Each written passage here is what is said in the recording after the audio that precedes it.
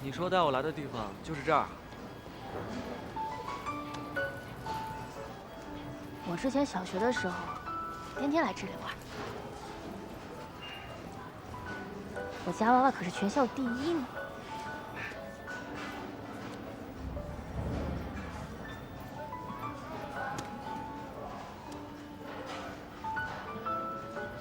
差点儿。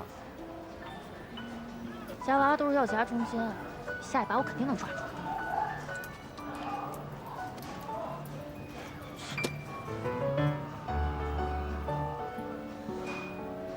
要不我来试试？不要，我就不信了，下一把我肯定能抓住。这机子有问题吧？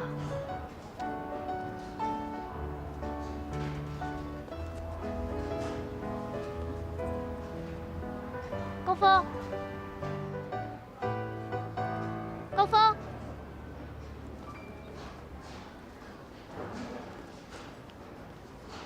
高峰，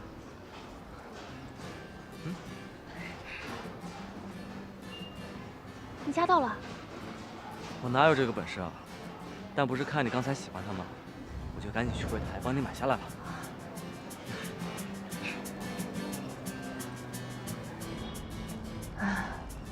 本来今天是来安慰你的，没想到还是你来安慰我。没事啊，今天也是多亏了你，我现在已经好了很多了。哎，对了，你上次跟我说过，你小时候也想学游泳，你要不要再跟我讲一讲怎么回事？这件事情，其实我一直还没有过去。啊？为什么呢？因为那段时光那个痕迹一直就刻在我的生命里。当时的我，一直把游泳当成毕生的目标去追求。每天只要在水里待着，我就很快活，好像所有的烦恼，只要在水里，就马上消散开来了。水，好像就是我的朋友一样，和我融合在了一起。很可惜的是，我因为身材发育，不管再怎么刻苦训练，我都无法突破了。我最好的成绩就到此为止了，所以我无法再继续将游泳当做我的人生目标、人生职业了。顾离无奈放弃梦想的伤心往事，让高峰意识到了自己的幸运。比起千千万万无法跻身职业赛道的游泳热爱者，他有足够傲人的资本，一路走到现在。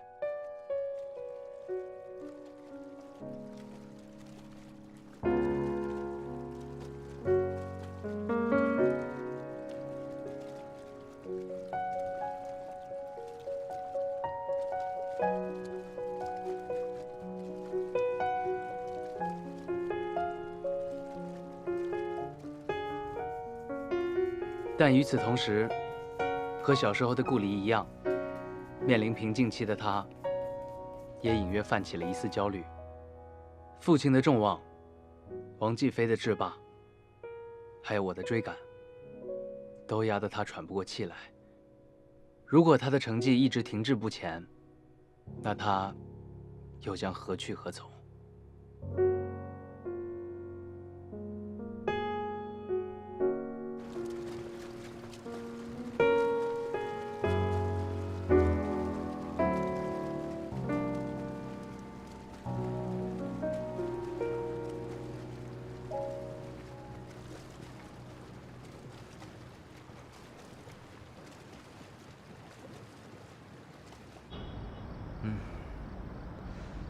好吧，原来是这么一回事啊。但你现在当自媒体人，不是也挺好吗？哎，等等，我只能再聊10分钟了，够吗？我们换个地方坐坐。够，走。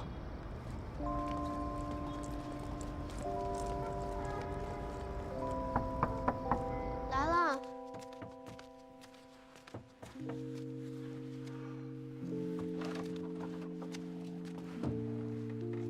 事啊？这么晚？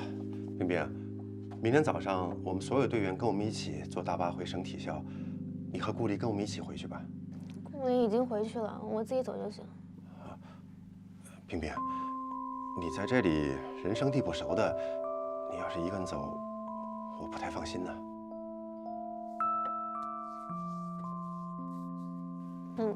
那行，你早上叫我一声，不然我起不来。好，那我提早半个小时叫你啊。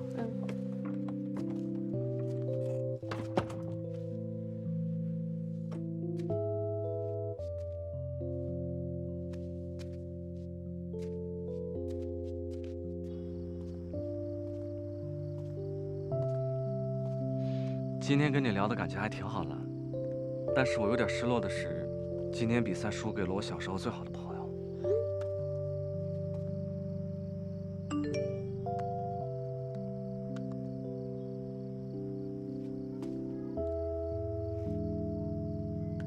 我现在不知道该怎么去面对他。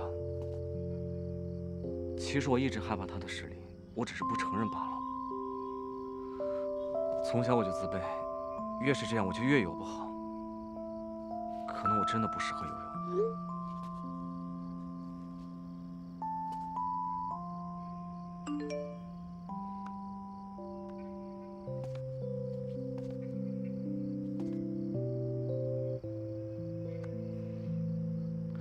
没想到你会这么问，可能真的没有像以前那么喜欢游泳了吧？相比于以前来说。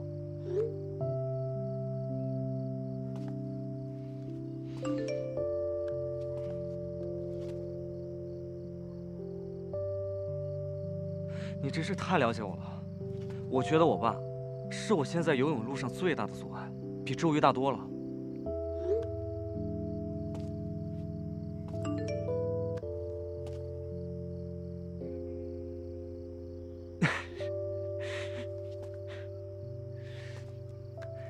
谢谢你，有你安慰我真好。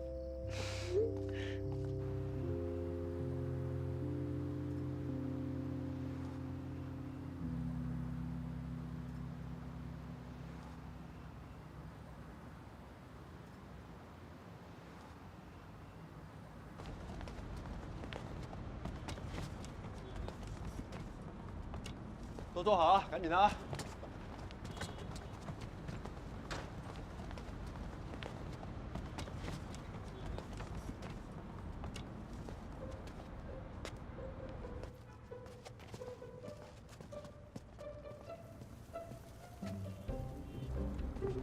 哎，冰冰啊，来，给我，我来。来，快上车吧。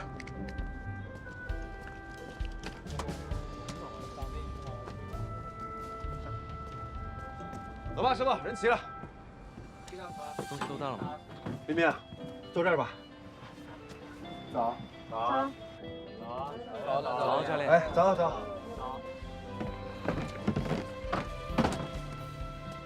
人都齐了啊。师傅，咱们出发吧。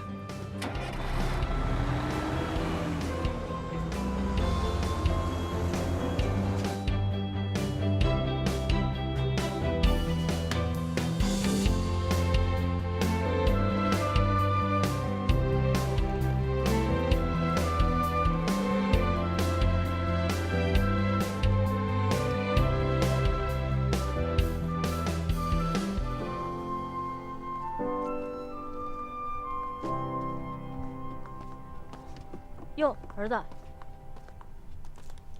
心情不好啊？怎么了？跟我说说。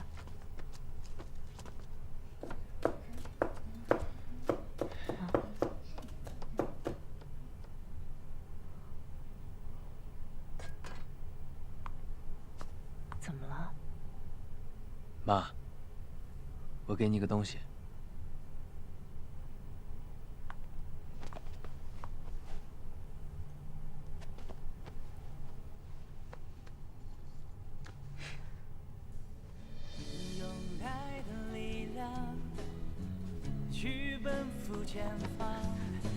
你吓死我了你！小白，咱们家又多了一位。刚才我们学了生字，那么下面高老师要来看一下，你们能不能把这些字写得很端正和漂亮一点。打开语文书，翻到39页，下面请同学拿起铅笔开始书写。高老师有事要出去一下，我等一会儿回来要检查一下你写的怎么样。好，开始。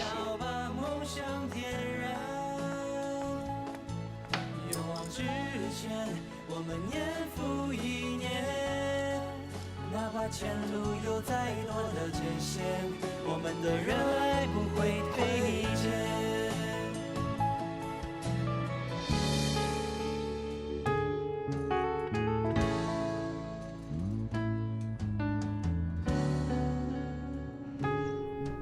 这次是银牌，下次一定是金牌。不管金牌银牌，你自己努力了，自己开心最重要。不，下次一定是金牌。哎，啊，你先忙。来喽。他就要开出最耀眼的花，是我最好的回答。勇往直前，把光荣重现，只因青春有你成全我们这独特的绚烂。勇往直前，我们勇往直前，就算在时过境迁，百年回望，也不会留有遗憾。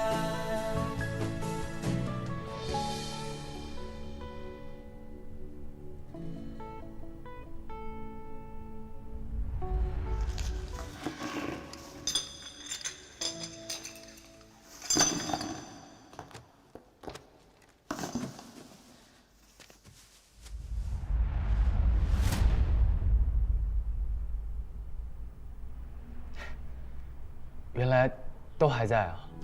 勇往直前，把光荣重现，只因青春有你成全我们这独特的绚烂。勇往直前，我们勇往直前，就算在时过境迁，做了很多你爱吃的菜。也不会留有遗憾。哎，老高，你什么时候回来的？高峰，你过来。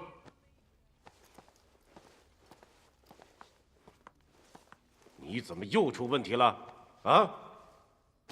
那天中午我没吃午饭，然后就有着胃痉挛了，所以就没拿快去。这是新运动员才会犯的低级错误，你怎么也会犯这种错误啊？高峰，你就不能管好自己吗？别一到比赛就出状况，明白了吗？哎呀，老高。儿子难得回来一趟，你干嘛呀？哎，高峰，别理你妈妈，看妈妈给你做了什么好吃的。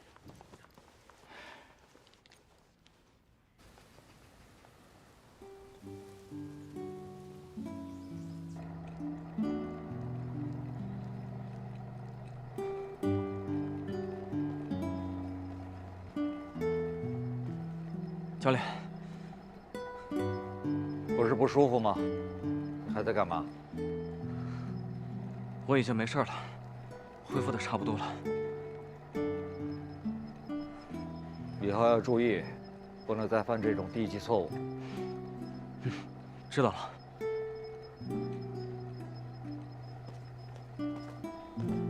哟，大哥，这么闲啊？也来这儿撸撸铁，长点肌肉鸭肉？对，长点鸭肉。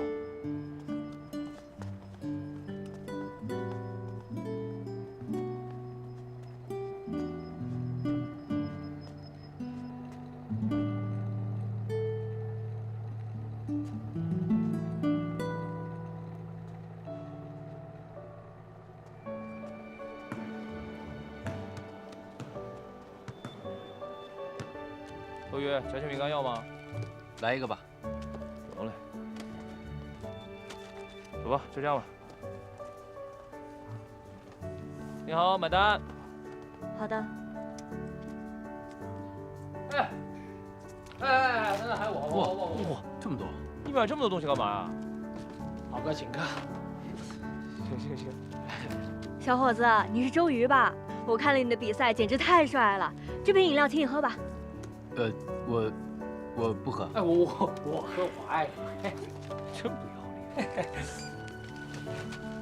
你要是拿冠军，阿姨也请你喝啊。好啊。还有呢？好，不客气。你要什么球鞋？这个吧。好的。看什么呢你？他们怎么都在看我？是不是我最近变帅了？什么？多吃点啊。谢谢。没事，同学你要哪个？全素。好。哇，今天这菜行啊！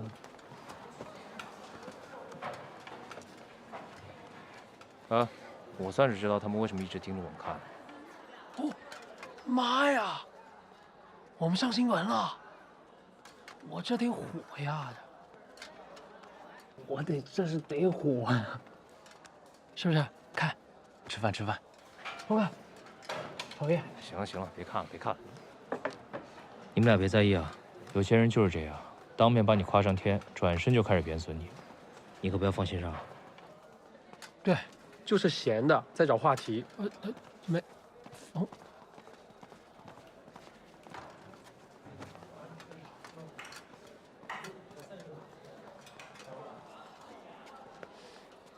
秋月啊，你也别太在意。周瑜，你还是少说两句吧，吃你的饭。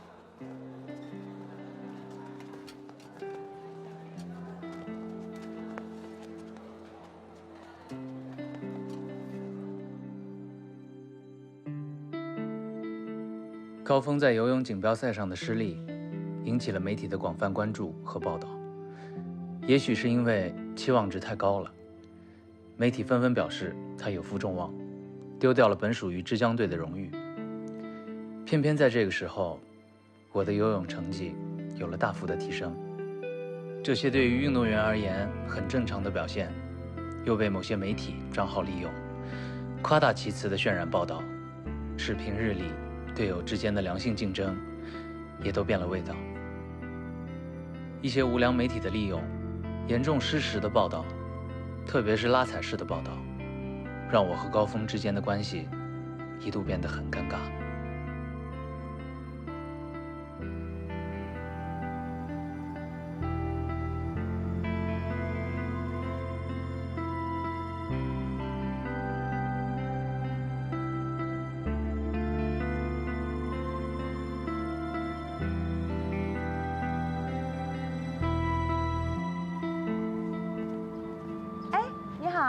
这是我们馆里做活动送你的小玩偶，可爱呀！喜欢吗？谢谢。也经常来玩啊。好。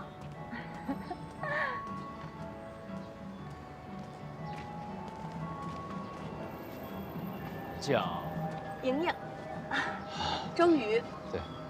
好巧啊！是挺巧。有缘人总会遇到嘛。哦，对了，这是我们馆里搞活动送的小玩偶。那天。最后一个了。我们聊了很多，更重要的是，他跟我讲了陪伴我一起长大的那2只白鲸的故事。更重要的是，他也是那2只白鲸的饲养员。更重要的是，他带着我去和那2只白鲸亲密接触。作为交换条件，我跟他说了很多关于我和高峰的境地。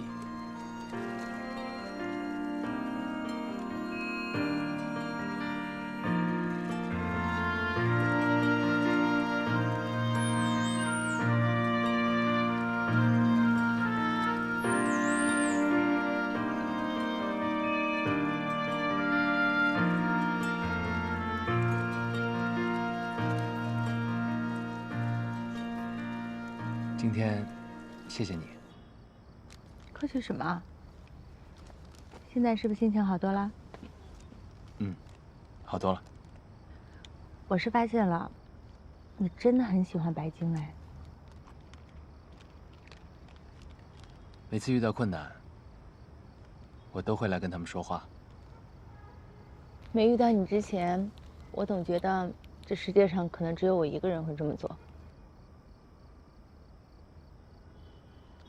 因为我爸妈是这边的工作人员，小时候呢，他们就会把我扔在那儿，然后去忙。我呢就很无聊，就跟他们说话，然后久而久之，就会把他们当成好朋友，经常跟他们说说话什么的。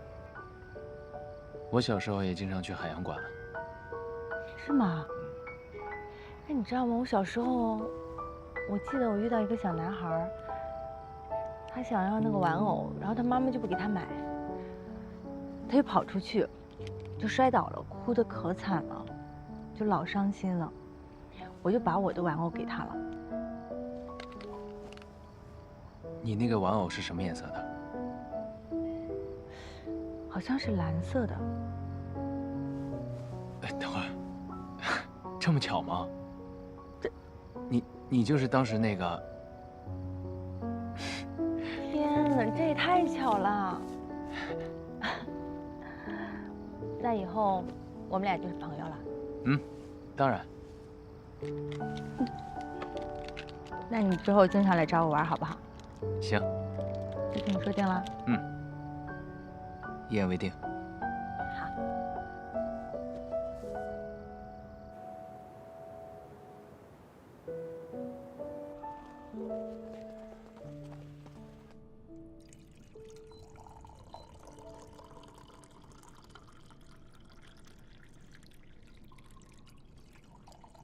还记得这张照片吧？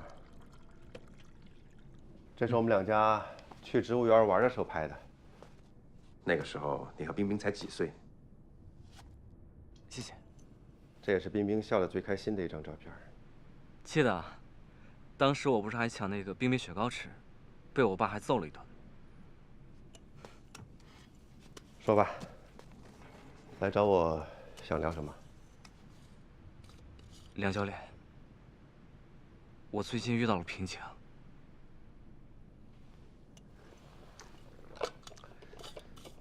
我早就看出来，你最近训练状态不对。自从上次锦标赛你输给周瑜以后，你好像就一直没有回到训练状态当中来。是，我发现，我现在不管怎么去努力，我都没办法打破我现有的成绩。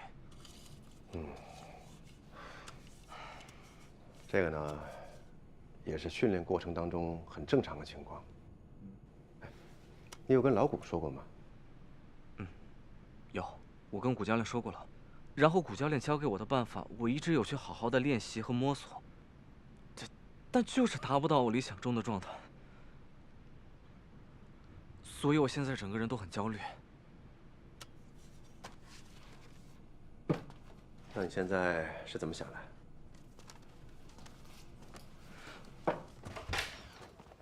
哎呀，我现在就是没办法才找教练您的。根据比赛分析法来说，比赛最重要的就是要掌握好几个要素：出发、转身、滑频、滑距、速度、冲刺，缺一不可。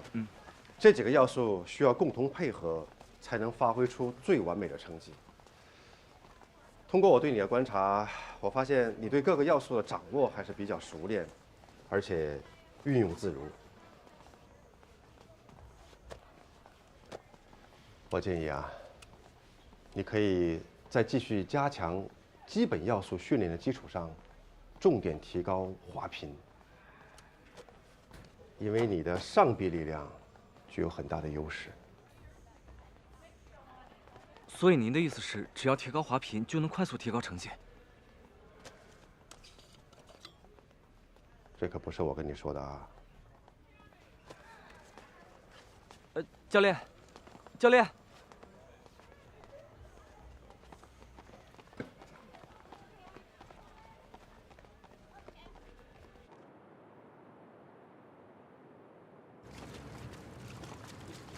为什么改变滑频？教练，我想换个训练方式。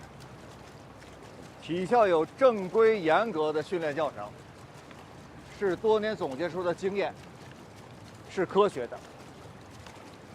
是你擅自可以改就能改的吗？你有比教科书更好的方法吗？没有，教练，就是我最近成绩一直都没有提高，我想先这样试一试。胡闹！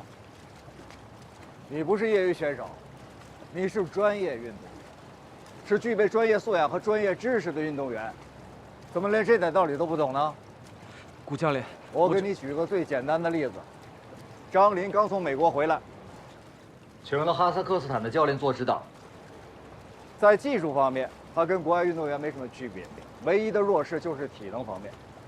为了提高自己的体能，他强行提高自己的滑频，结果适得其反，成绩还不如以前。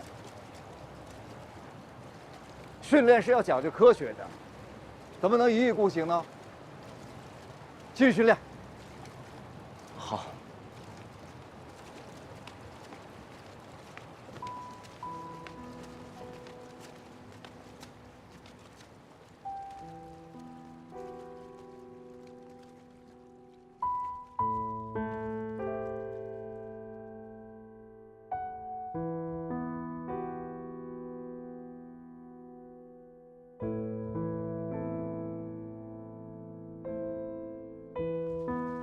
高峰这是怎么了？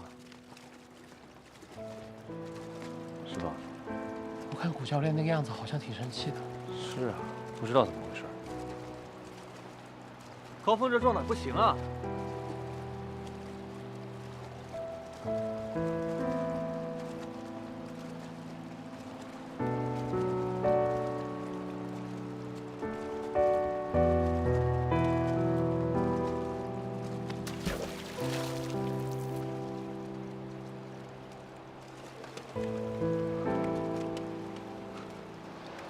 刚才这圈你用了2分钟，照这个速度，5000米1个小时你都游不完。要不你别游了，停吧，反正你还得再来。教练，我会好好游的。游就好好游，用力用心游。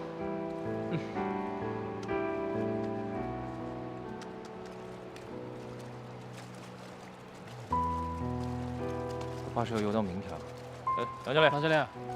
怎么都站着不训练呢？为什么只有高峰一个人在水里面练？好像是最近他训练心不在焉，谷教练罚了他5000米半个小时。谷教练太狠了，这怎么都得游40-50分钟。行了，你们赶紧活动活动，下水训练啊！好。好。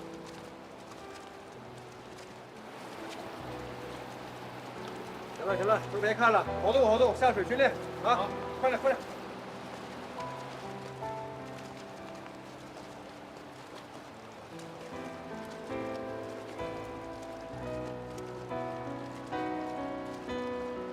大果，干嘛罚这么狠呢？差不多得了啊！我的队员用不着你管。快！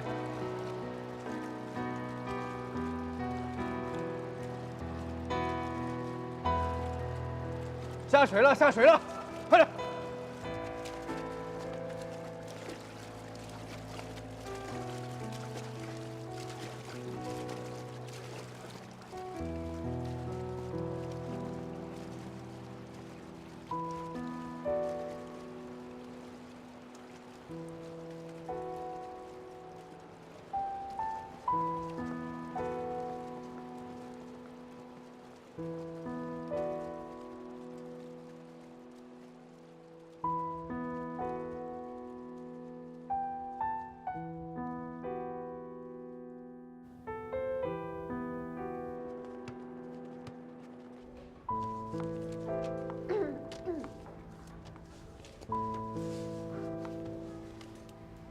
站起来。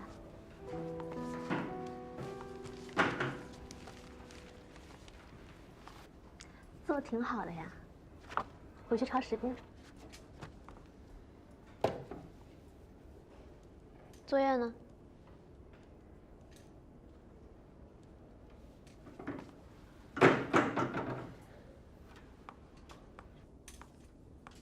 好，同学，课本翻到第180页，跟我读啊。She was a large woman carrying a large purse at 11 o'clock.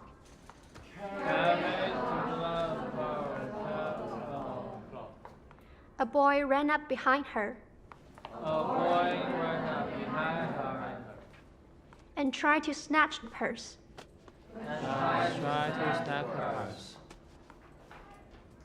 The strap broke, and the boy lost his balance.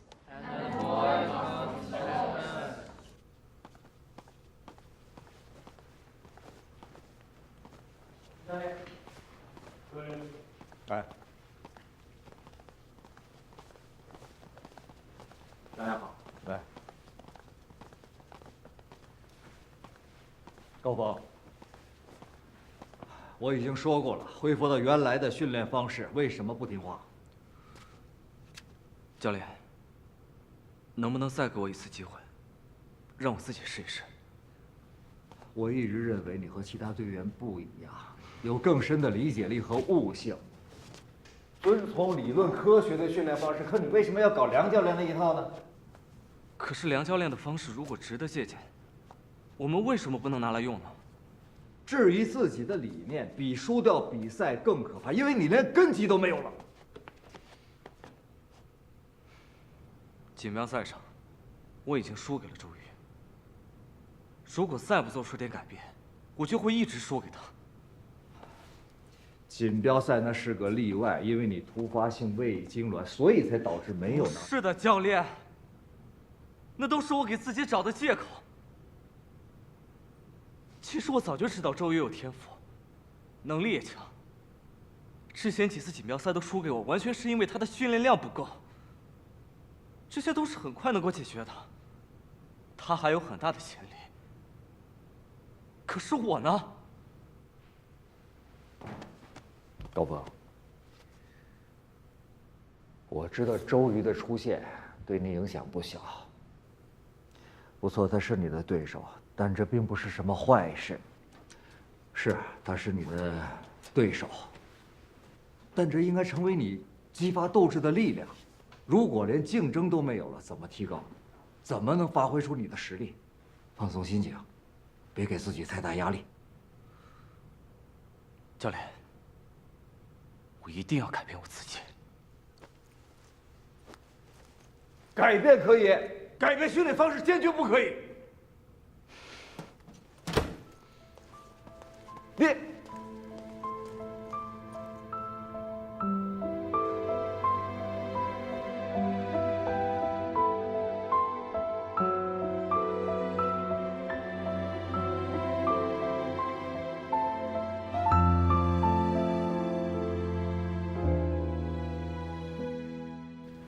周瑜啊，你说平常古教练、梁教练他们是怎么安排那种接力、勇棒的顺序？不知道啊，你也不知道啊？哎，峰哥，你昨天咋惹古教练生气了？古教练那么生气？还是训练的事儿呗。训练啥？具体？我有事儿，先走了。哎，你不跟我们训练啊？他怎么了？前2天心情不好吗？我不知道，可能累了吧，身体不舒服。我去洗把脸。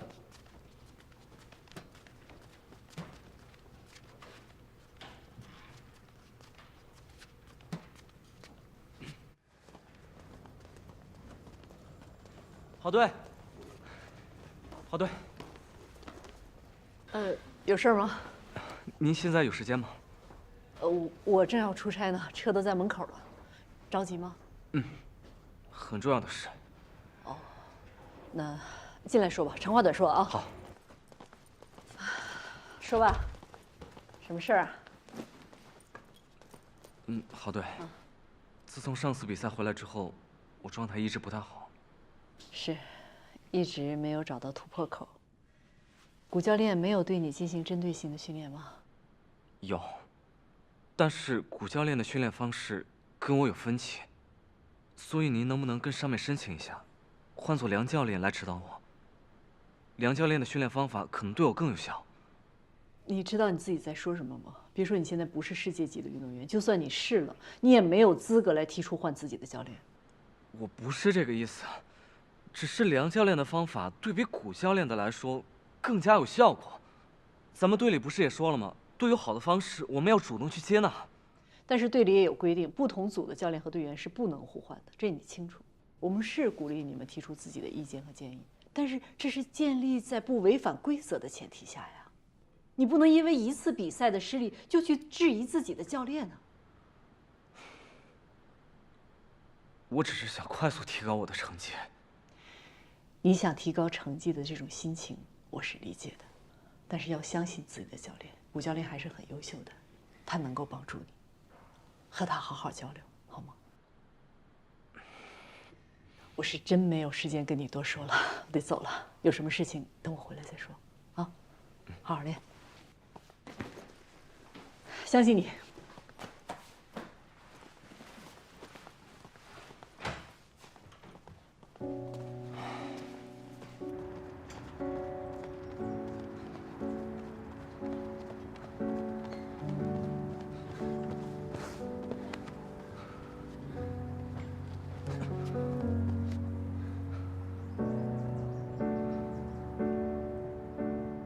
我爸再怎么教我游泳，我会变得越来越不喜欢游泳。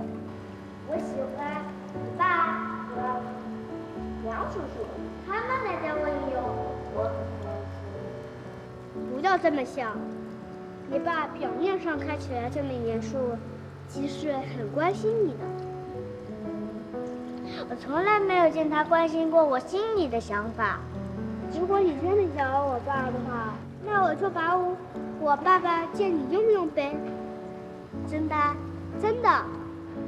我回去和我爸爸说一说，让他明天教我们游泳。Yes。站好了，宝贝们，我们先这样，保持这样的弧度，把手臂保持这样的弧度。来，再来一次。啊，就这样，一定要伸直啊，这个弧度对的。来，胳膊一定伸直。来，像这样啊，用力，使劲儿，加油！周叔叔，我想休息一会儿。那好吧，乖孩子们，来，我们休息一会儿，去喝点水，好吧？来，走走。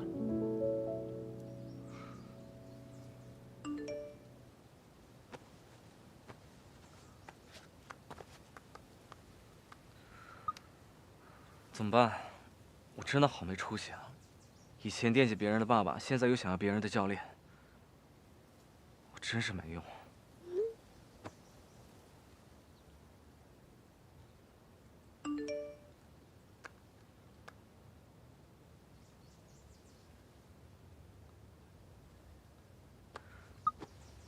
好，我收回刚才那句话，但我真的希望我爸不要再骂我了。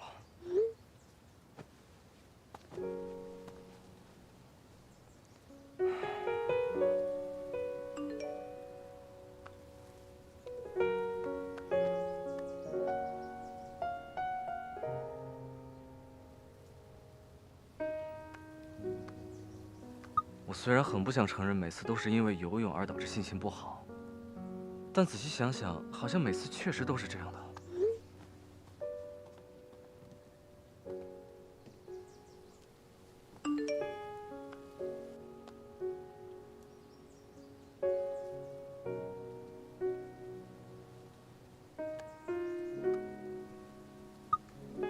你的建议我会认真考虑，但是我还想再试试，我不想放弃。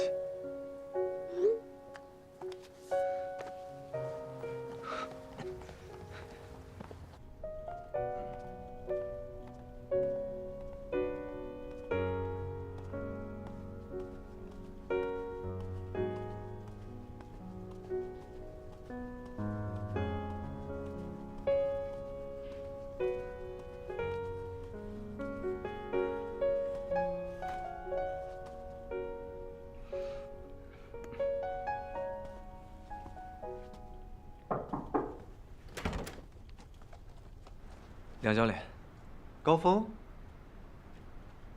有事儿啊？进来，进来坐吧。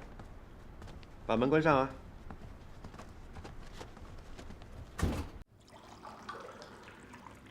我就跟你直说了，教练。你以后可以指导我训练吗？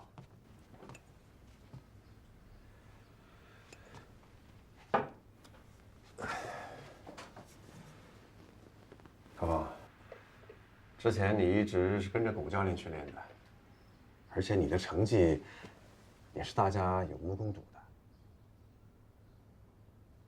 我之前按照您的方法训练了，古教练发现了以后，他很生气。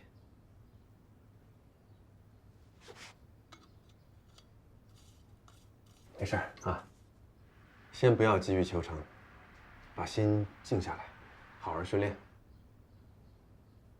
可是我的成绩已经很久都没有提高了，您可以答应以后指导我吗？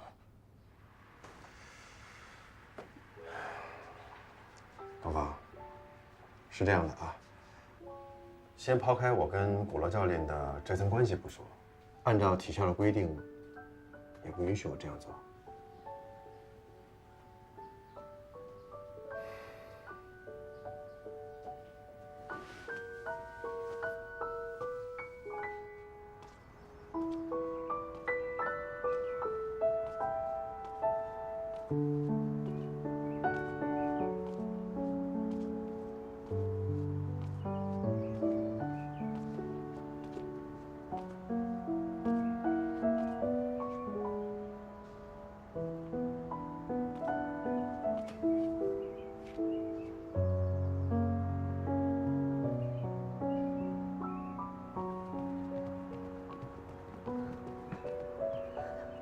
高峰，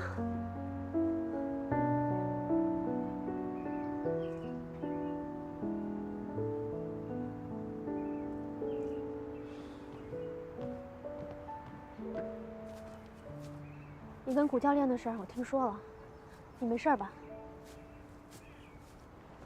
我没事儿。不是，他为什么要罚你啊？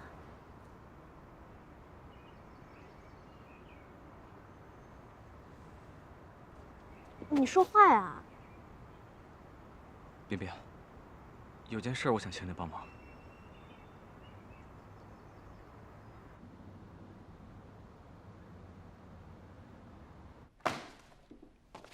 你们一个个什么意思啊？啊？都觉得我教的不好是吗？想换教练是吗？来来来，出来告诉我谁的意思，我成全你。阿国，哟，这是怎么了？中气够足的啊，嗓门这么大，我这100多米外都听到了。哎，找你聊点事儿啊。你们都先回去休息吧啊。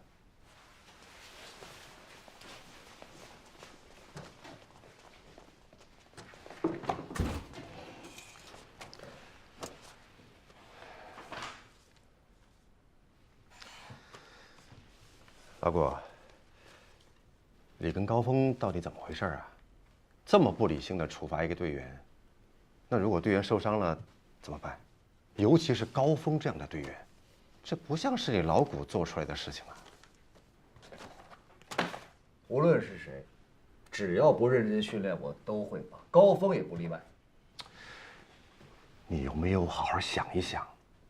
像高峰这样级别的运动员，他是从来都不会消极训练的，那一定是心里有事儿啊！啊，如果你想让高峰回到以前的训练状态当中来，你就必须要找出真正的原因，明白吗？老亮，怎么训练是我的事。我记得组里面有明确规定，2个组之间不要互相干涉，这不需要我提醒你吧？规矩我懂，规矩我懂。我这不也是出于一片好心嘛，是吧？高峰是个好苗子。我当然知道他是好苗子，我培养出来的好苗子。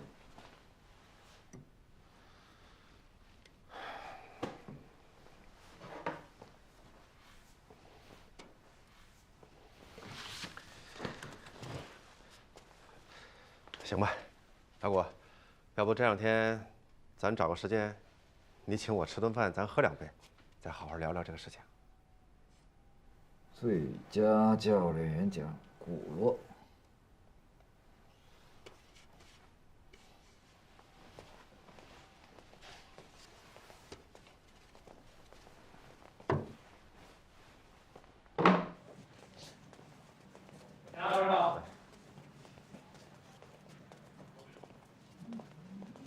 一遍啊。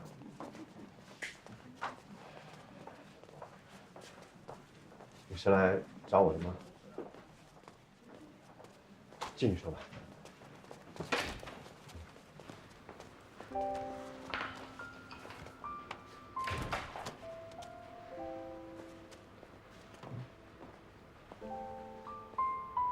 你是为了高峰的事情来找我的吧？嗯，泳队里已经传得沸沸扬扬的了。哎，好事不出门，坏事传千里。你说这个高峰他，现在真的很难办的。有什么难办的？我不明白，他的成绩要能提升，对你、对谷教练，对整个泳队，那不都是好事儿吗？虽说运动员是以出成绩为主，只要能提高成绩，甚至可以说，在合规的情况下，用尽各种办法。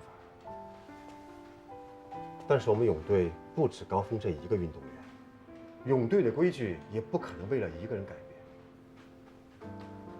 从表面上看，是我给高峰指点了几句话造成的问题，但这背后却是牵一发动全身的。这么说，你是怕牵连到你自己了？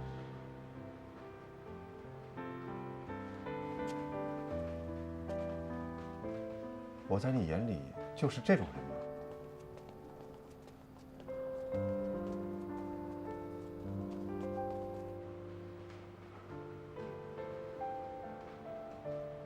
我不知道，但是我记得你以前不是这样的。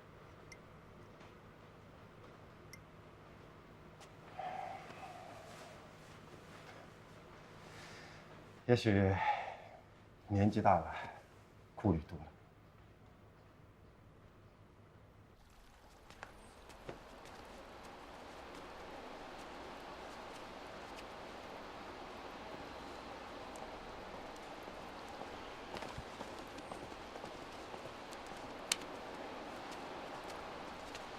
在背后搞这种小动作有意思吗？啊？什么意思？我怎么了？你怎么了？你怎么了？你心里不清楚吗？你明明知道运动员不能自己换教练，为什么还这么做？你知道这么做的后果是什么吗？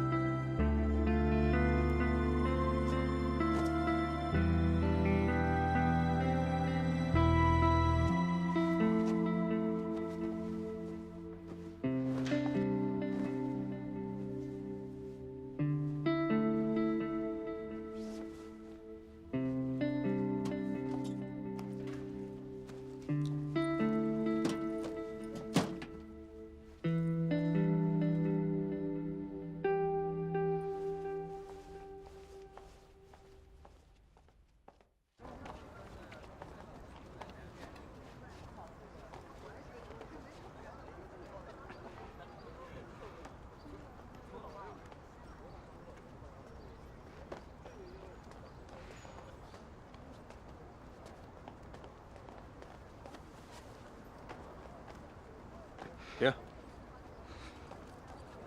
还想跟我练吗？想。50圈，跑！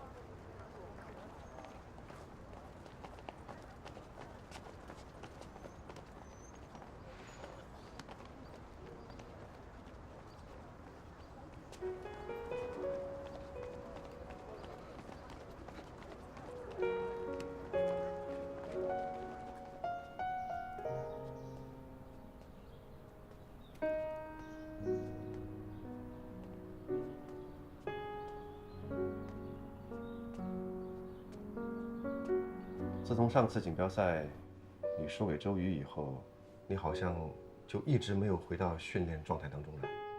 是，我发现我现在不管怎么去努力，都没办法打破现在这个成绩。你有没有好好想一想？像高峰这样级别的运动员，他是从来都不会消极训练的，那一定是心里有事儿啊。如果你想让高峰回到以前的训练状态当中来，你就必须要找出真正的原因，明白吗？老梁，怎么训练是我的事。我记得组里面有明确规定，2个组之间不要互相干涉，这不需要我提醒你吧？我不明白，他的成绩要能提升，对你、对谷教练、对整个泳队，那不都是好事儿吗？但是我们泳队不止高峰这一个运动员，而且泳队的规矩也不可能为了他一个人改变。这么说，你是怕牵连到你自己了？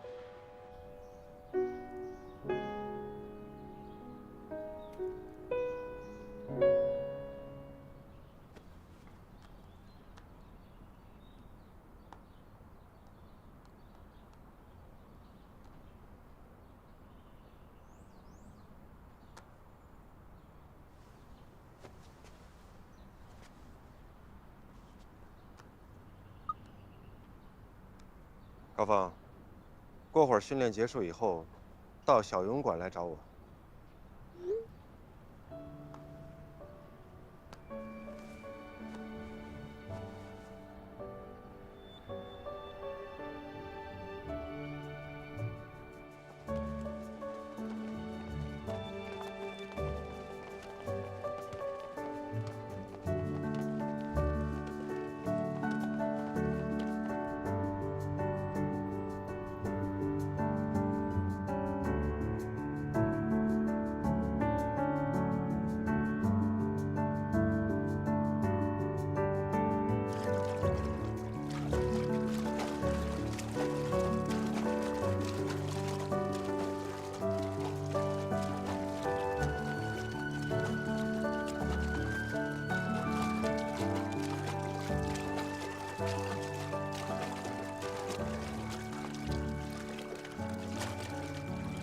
梁教练，你怎么下来游了？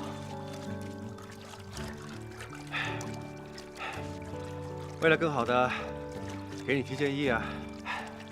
那你一会儿跟我一起游吗？怎么，瞧不上我？没有。想当年，我跟刘海波还有谷教练周瑜他爸，可是被公认为泳坛的4大天王啊。怎么，我这样一个前国手给你提建议？还没资格？不是这个意思，教练。赶紧的，别墨迹了。好的。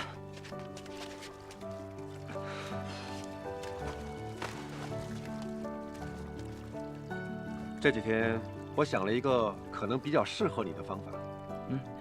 你看啊，平常你习惯运用双侧呼吸法，加前交叉泳姿。游泳名将蔡恒，你知道吧？他的成功秘诀就是双侧呼吸法加混合交叉法，以及他的海豚腿。海豚腿你已经学过了，所以我想让你试试他的技术。行。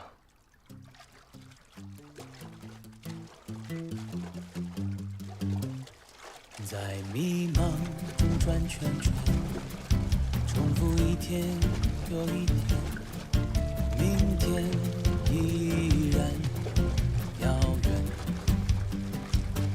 在茫茫的人世间，重复一年又一年，我却已不再是少年。别再每天早晨输给昨天的疲倦，别在每个午夜感慨匆匆的流年，别把每个遗憾丢在慵懒的昨天，别把每次努力抛给遥远的明天。出发才能到达想去的终点，像飞鸟冲破风暴，永不停歇。今天就要出发才能到达心中的明天，像种子悄悄发芽，梦在心间。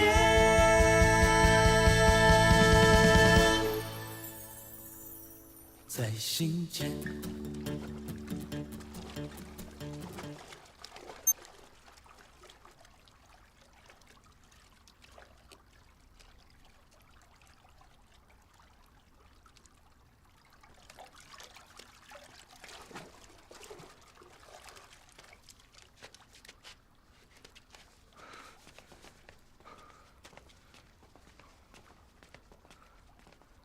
杨教练，怎么样？不理想，还是没有突破以前的成绩。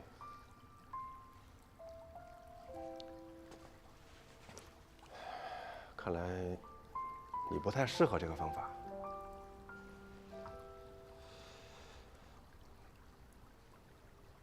这样吧，今天就练到这里吧。你回去了好好休息一下，我回去了也好好想一想，根据你的特点，我再做一些调整吧。好。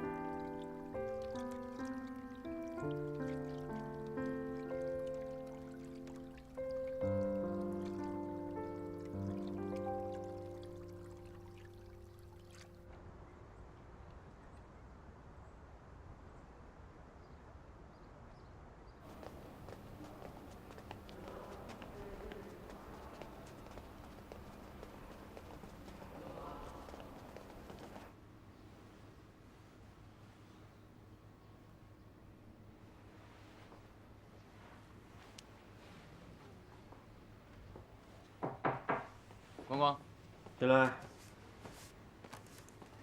你要的资料。好。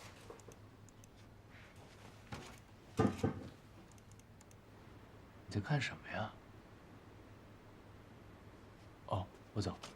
哎，等等。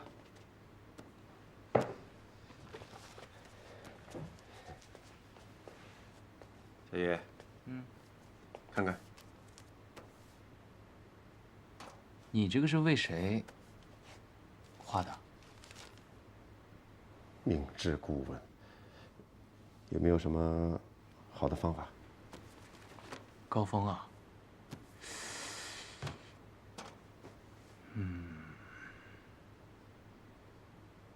我觉得可以试试看延长滑臂动作。